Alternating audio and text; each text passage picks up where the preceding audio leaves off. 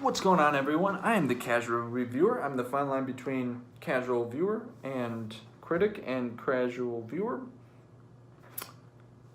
Anyway, I'll cut that out. The Upside.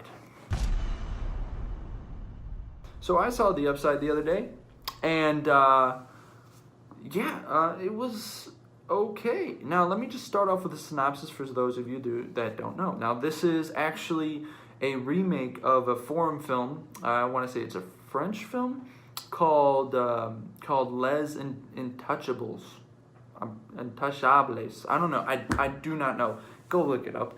I should have looked it up, but I didn't. It is the highest grossing foreign film of all time, from which I understand.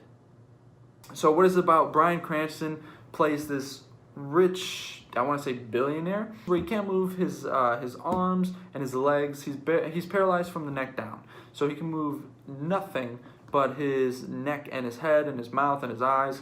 So he's in a wheelchair, and so him and his more of like assistant, played by Nicole Kidman, are searching for someone that can be his caretaker, because he just runs through caretakers, just can't find one that he really likes. Now here comes Kevin Hart, who is down on his luck, just came out of prison. Now he has a PO that's trying to find jobs for him, and he needs signatures. So he goes to see if he wants to take this job. If not, if he could just get the signature, just so he could show it to his PO that he got a signature.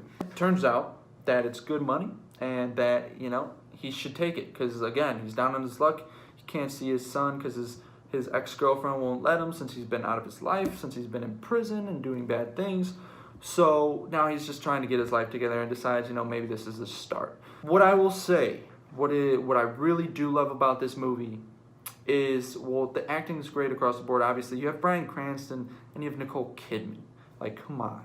They're not going to do bad. Kevin Hart, though, I think this is his most promising role. And for me, the reason is because he always plays the same role. He's always the super loud, funny guy, that in every movie, whether it's a good one or it's a bad one, no matter what, that's what he is. In this movie, he plays way more of a dramatic, serious role. He's not the loud, funny guy that he is. He cracks jokes in there. He has fun in this movie, you can see in parts, but he's playing the role he should be playing. Obviously, he should not be this guy that doesn't really seem to care about anything and is down on his luck and be this super high-pitched, funny guy.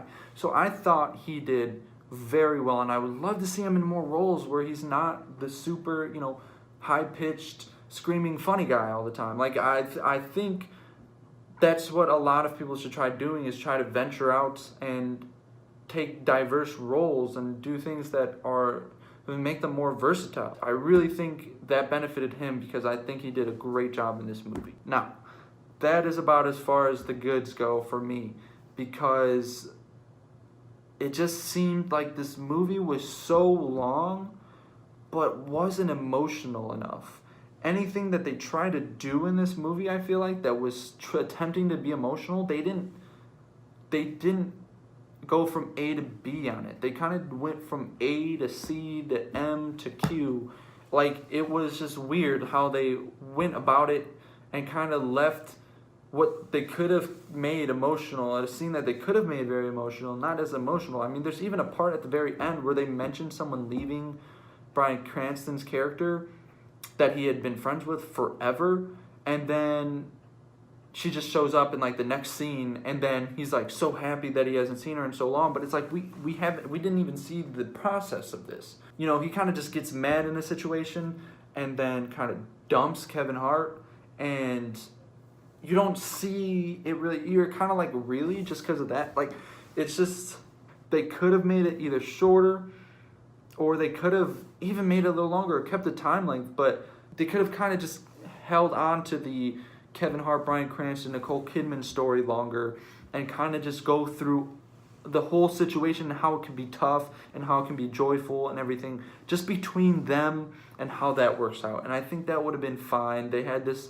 subplot of this talking to someone that he's never seen, like Bryan Cranston's character talking to someone, sending letters to someone that he had never met before, and then attempting to meet them. And, it's just, that could have been all left out, and I feel like the story could have felt way better if they found something else to create conflict and to make it a more heartbreaking, make more heartbreaking moments, and then following with more heartwarming moments, because you actually emotionally connect with the characters more when you know what's going on and when you see what's going on. That's what helps you connect.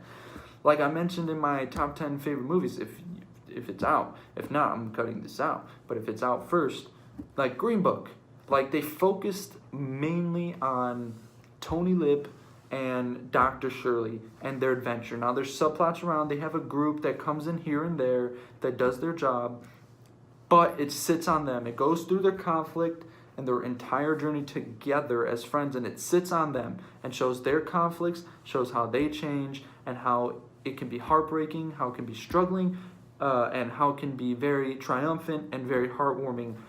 And they did that perfectly.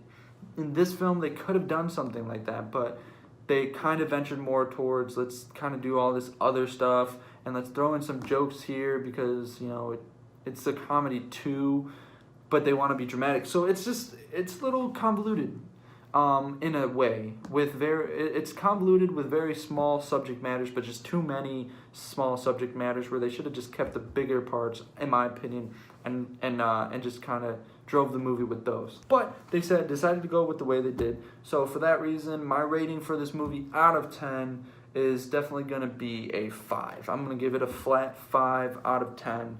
Not something I can really say I recommend you go to see. If you do want to see it, I recommend you wait until it comes out.